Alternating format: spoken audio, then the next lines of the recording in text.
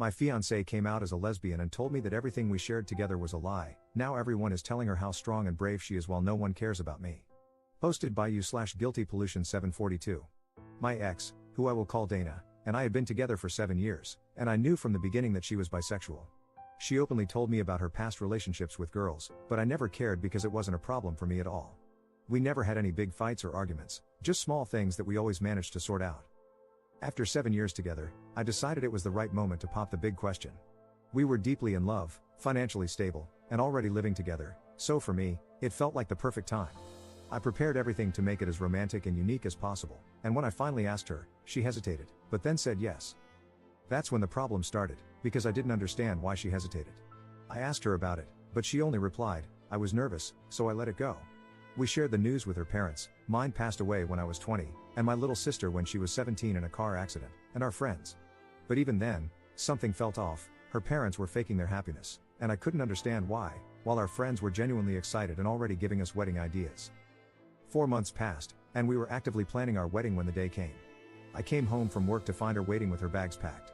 When I asked her what was going on, she told me, "Listen, I know this is going to be hard for you, but I'm not bi, I'm a lesbian. My parents have known for 2 years, which is why they weren't happy and were faking it. Please, I beg you, don't make this difficult, just let me go. Don't cry, don't beg, and don't scream. Let's just handle this like adults." Then she drove away. I stood there in shock for about an hour, unable to believe what had just happened. We went from planning our wedding to Dana suddenly coming out in a way that made her seem heartless and cold, like someone I no longer recognized. The worst part came after. 3 months have passed since that day. I canceled the wedding, and literally no one has texted or called to check on me, to ask how I was doing, if I was okay, or if I needed anything. Not her parents, not her, she blocked me that day, and not even our friends. No one gives a damn about me at all. In these 3 months, I've been hospitalized 3 times due to extreme weight loss and insomnia. I just work and go home, nothing else. Meanwhile, everyone is praising her for coming out, celebrating how brave she is for finally realizing she's a lesbian, and admiring her courage in embracing her true identity after years of struggling. At this point, I can't even be angry.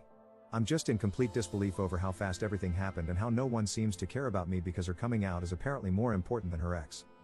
You know what? Screw them all. They've shown me their true colors, and screw my ex too. Edit. Honestly, I wasn't expecting all this support because I couldn't even imagine someone actually reading this. Believe me, I want to trust you and believe that all these kind comments are true, but right now, I can't.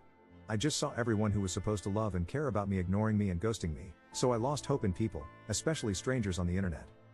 I hope to come back here in a few months, read this all again, and believe you, but right now, I can't.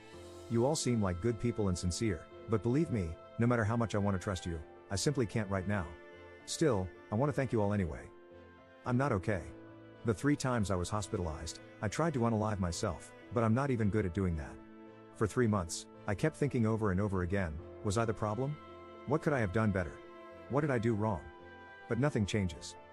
So here I am, in the middle of effing nowhere, sitting on a sidewalk like a homeless person, reading strangers' comments on a post that I don't even know why I posted. Again, thank you all. Update 2 days later. So here we go again, but this time it's more painful and shocking at the same time because a lot has happened today and last night. Like some of you folks said, somehow one of my ex-friends saw my post on TikTok, and the absolute mess started, and it's still going on right now. This ex-friend, I'll call him Paul, reached out to me and basically told me that he saw the post and knew it was me because I used my ex's real name, Dana. He was shocked to learn what really happened because apparently, Dana had told my ex-friends that she came out to me as a lesbian and that I tried to lay hands on her and threatened her. She also told them not to contact me again. They all believed her, but when they saw my post, they started pressuring her to confirm whether I was telling the truth or not, and she admitted to lying. Since Paul's text, I've received a ton of messages and calls from everyone asking how I am, if I'm okay, apologizing for believing Dana without reaching out to me first, and offering their so-called apologies. But then there's the real issue, Dana.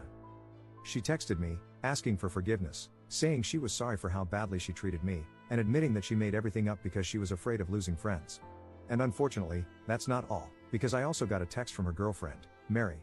She basically told me that she was sorry for Dana's behavior and for what she did, and here comes the issue. She has known Dana for a year, yet Dana never told her about me and always referred to me as just a roommate. So now, she's thinking about leaving Dana. Now comes my part.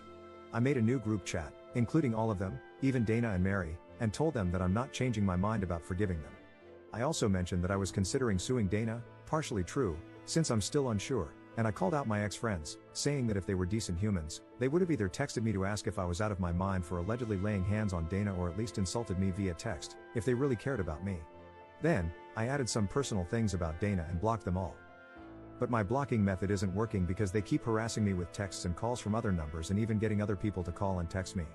Crazy stuff is happening, and I still can't believe this whole mess. It feels like a nightmare I need to wake up from, but unfortunately, it's all real. The other thing is that I finally saw a therapist today, and I don't like to admit it, but I cried a lot. According to her, I never really worked through my parents' and sisters' deaths, and now this situation with my ex has made me explode emotionally. So, it's going to be a very long journey, and I hope to reach a better place. I've had the therapist's number sitting on my kitchen table for a while, but I never called, until now. Hopefully, this will help. That's all for now. I hope my next update won't come as quickly as this one but instead when I'm feeling better. So again, thank you all, and hopefully, I'll update you in better times. Relevant comments. Commenter. Normal people, break up with their partner, tell everyone about it and why, then move on. Dana, ghosts her boyfriend and lies just because she was scared. Honestly, I would definitely sue for defamation, man. You have the evidence, and I don't think it could go wrong. What do her parents think? Ops response. I forgot to write this little part, but the quick summary is that I never had a good relationship with them, so we never got along well because they always said I wasn't the right guy for their daughter. I never cared about them, but this time they asked me to think wisely and not to sue Dana because she was afraid, and they even justified her actions. That's all, and in fact, I wasn't surprised by their reaction to the news of marrying her. Second update 1 month later. A month has passed since my first post, and here I am again. I know I promised to come back when things got better, and I really hoped for that, but unfortunately, my life hasn't improved at all. Things keep getting worse than I expected. I'm going to talk the way I do with my therapist because, in a way, you all feel like my therapists. You know, I'm not an expert in therapy or these things, and I hoped that, in a short time, things would change and make me feel better. But it's been more difficult and longer than I expected or imagined. I cry every day about everything that has happened to me, about my parents and my little sister's premature death, about what happened with Dana, and about how my friends betrayed me so easily, as if I were just a random guy. The worst part is Dana. After my parents' death, I put all my attention and importance on her. She was my promise of having a new family, of starting fresh, of being part of a family again. All these years, I did my best to make her feel loved, happy, and cared for. What might not come across from my previous posts is how much I loved her and how deeply I cared for her because Dana was the only person in this world who knew me 100%. She was truly my soft spot. After retiring from the army, she was the one who saw the real me after years of risking my life. I still have some trauma, but I'm working on that too. And then I met Dana, and it was love at first sight.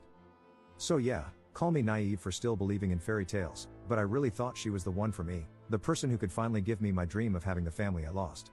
The hardest and most painful thing this past month was finally changing my number and starting over.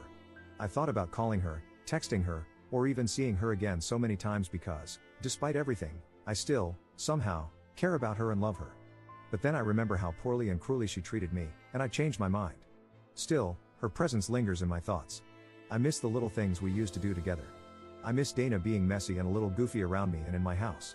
I miss her touch. Coming home from work and just seeing her made all my stress and bad emotions disappear in an instant. But aside from all that, a few good things happened this month. I got the promotion I had been working so hard for, even if it came at the worst moment of my life. My boss gave me 3 weeks of forced vacation because he's worried about my mental health and how I've been working day and night without doing anything else. My therapist also told me to take a few weeks off to clarify my thoughts. I'm also looking for another house near my work because my current home isn't a positive environment, in my therapist's words, and because I need a drastic change. So that's where things stand. Unfortunately, I still have suicidal thoughts, but I'm working on it, even though I know it will take time. That's everything. I don't think I'll post anything else from now on because, fortunately, I don't have much else to say about my situation, other than thank you all for your support and private messages. So, thank you, everyone.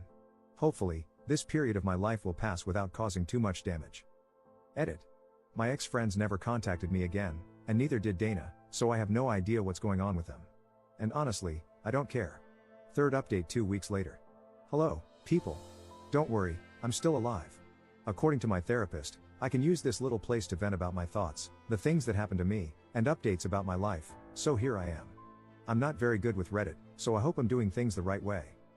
Like I said in the title, yesterday I had a strange meeting with Mary, and it turned out better than I expected.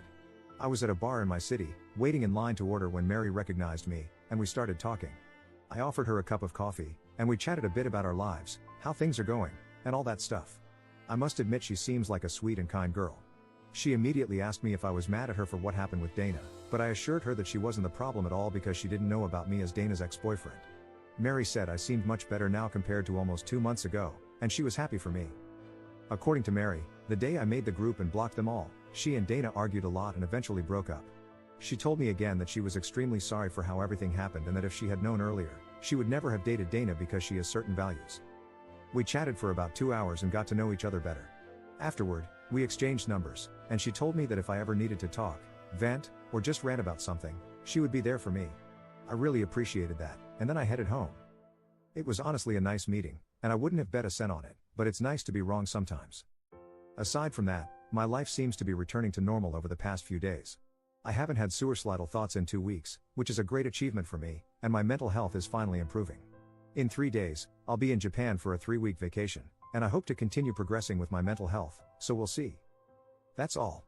I never told anyone my name before, but I'm Clark. Peace, and thank you all for your DMs. I'm starting to believe in and appreciate your support. 4th update 8 months 2 weeks later. Hey people, it's still me, Clark. I know that I disappeared for months, but something big happened that made me think a lot about what to do, how to react to this, and all that stuff. First of all, I don't see my therapist anymore, and I thanked her for what she did for me because she really helped me. And now, the big news, unfortunately, isn't good news. I have cancer. To be completely honest, I should have noticed it earlier because many things were off, but I always blamed stress, what was happening, my personal issues, and all that stuff. But unfortunately, it wasn't stress. Now, before anyone says it, yes, I'm sure it's cancer. I had 3 different tests in 3 different hospitals, and they all came back the same. But you know what? It's fine. It's one of those curable cancers, but here's the thing that kept me thinking a lot. I made a promise on my family's grave, and I have every intention of keeping it. No matter how insane or nonsensical it may seem to you, to me, it makes a lot of sense. So, the thing is this, I'm not going to cure it. I'm just happy to have lived my life. I had incredible ups and incredible downs, but it's okay. It's life. No one ever told me that life was easy or a fairy tale, and we have to accept it and endure it to live our lives as we want. I tried to do that, and between the ups and downs, I'm happy with my life. I met incredible people, I saw how strangers on the internet can really help you. I mean you guys on Reddit, I had my dream job, I had my dog, and I traveled a lot. But everything comes to an end, as it should. I wasn't expecting to have such a short life to live, but it's okay. I take things as they are. So, just this, I made a promise on my family's grave that I will reach them, and I'm going to keep my promise. So, folks of Reddit, you made a stranger's life a bit better, and I will always and forever keep you all in my mind and my heart. I wouldn't have bet a cent on it, sincerely, but it's awesome to be wrong in these cases. So, thank you all. I hope you all have the best life, see the world, love like never before, enjoy everything this world can offer you, and remember this, you all made a stranger's life better. Love you all, and enjoy your life to the fullest. Thanks, Clark.